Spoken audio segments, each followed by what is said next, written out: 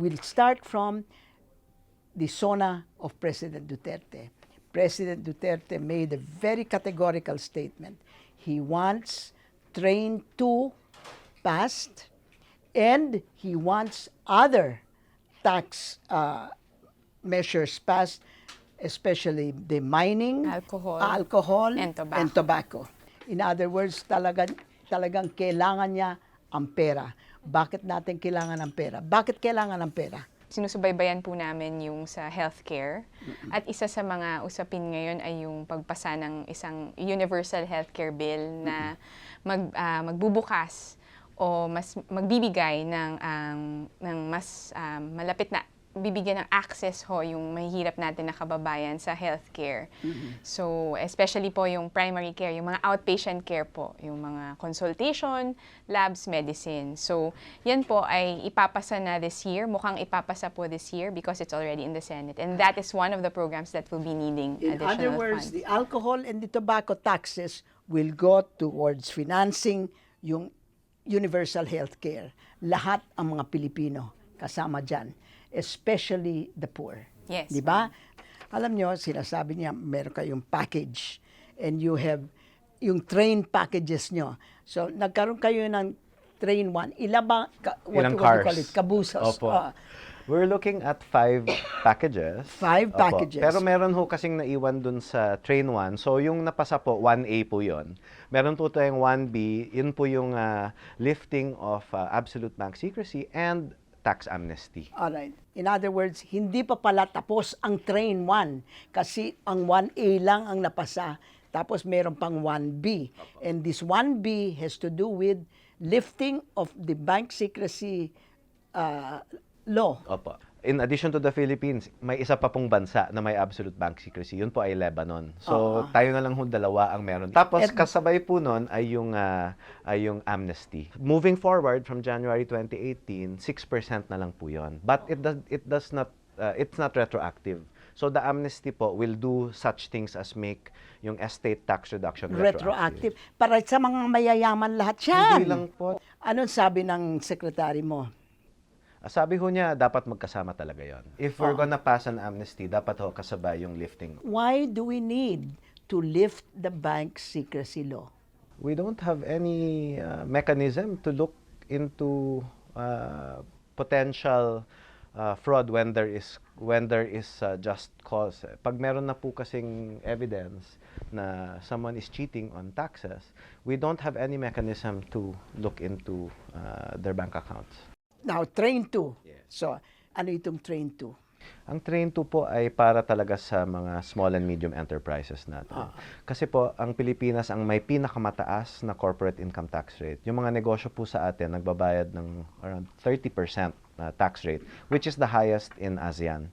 Yung mga karatig bansa po natin, nasa 22.5% yung average. Yung Singapore po pinakamababa at 17%.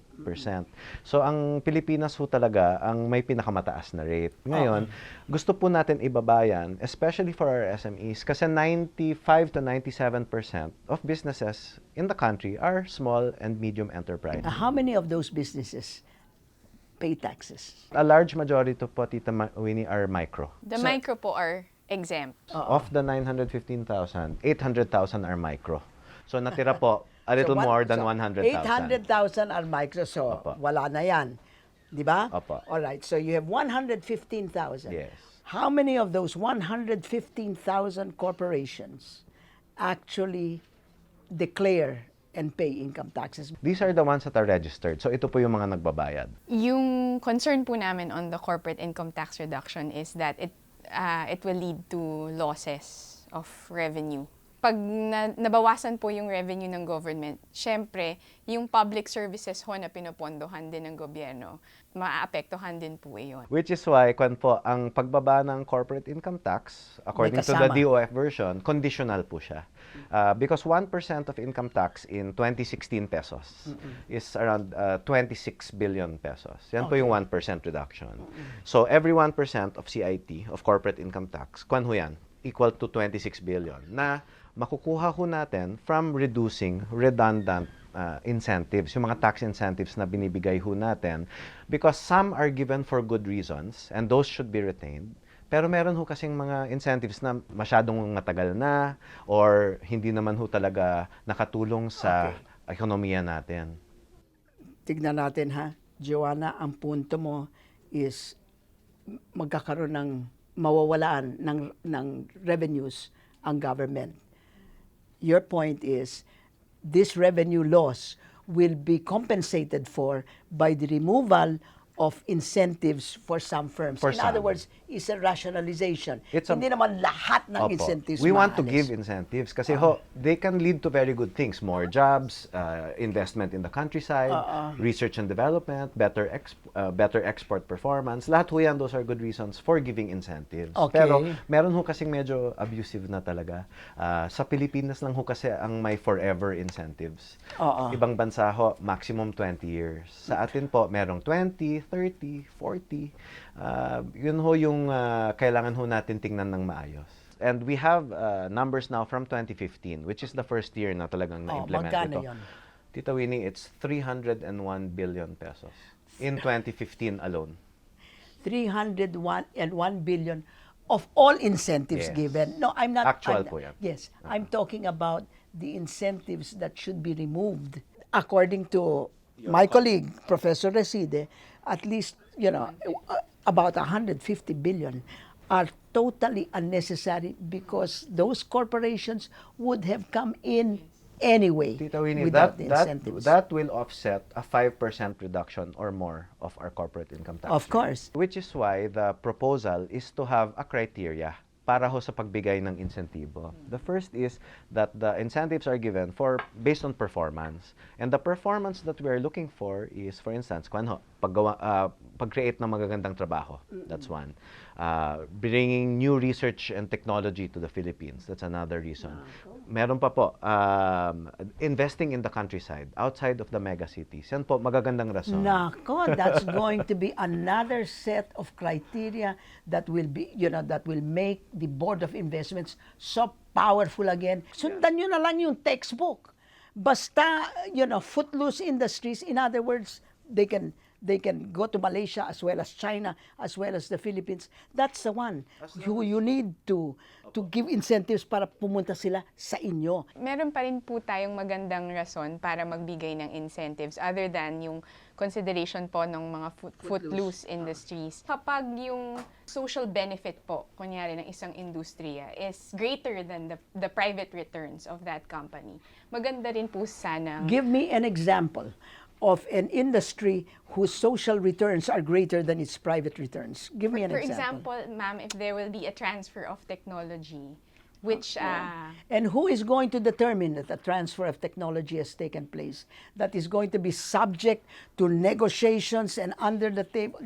That has been our problem since time immemorial, since ever since the Board of Investments. Kaya I think, ma'am, there's so much discretion. critical din po yung provision nung bill na tutukan din po yung transparency nung mga binibigyan ng incentives. But Tita Winnie, we're also reducing discretion, exactly as you Exactly. say, by requiring cost-benefit analysis. Para masama yung industriya sa Strategic Investments Priority Plan para matingnan yung proposed incentive recipient. Kung yung investment ba nila ay merong talagang social return na maganda.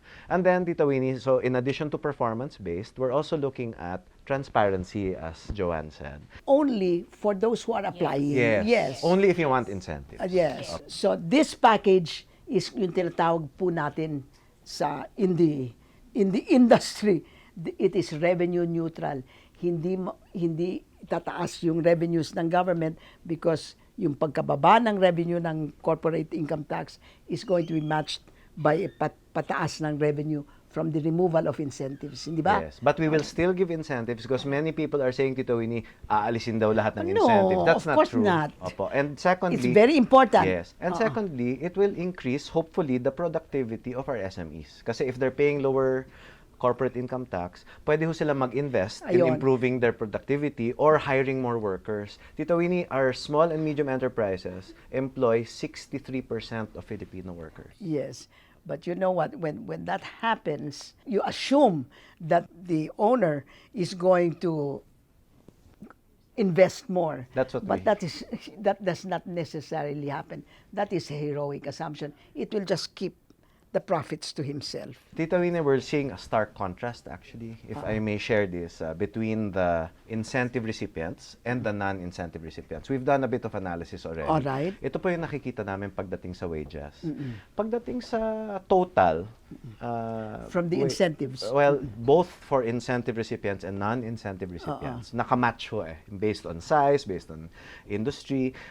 Medyo pareho naman yung nagagastos nila sa incentives, sa wages. But, mas marami po ang wages na napupunta sa executives.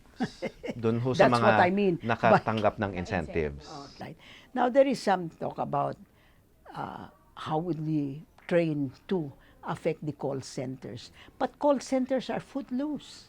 Their incentives will not be removed. Were you intending to remove incentives? I think, Tita Winnie, it will depend on several things. Like One what? is, will the industry, the subsector that the call centers are Call in, centers. be in the Strategic Investments Priorities Plan of BOI, because that is the basis for giving incentives moving forward. Of course, there will be a sunset for everyone who has incentives now. Yeah. Anywhere from 2 to 5 years. But any of them can reapply for new incentives if they're in the Strategic Investments Priorities Plan. That is also being recommended in the bill.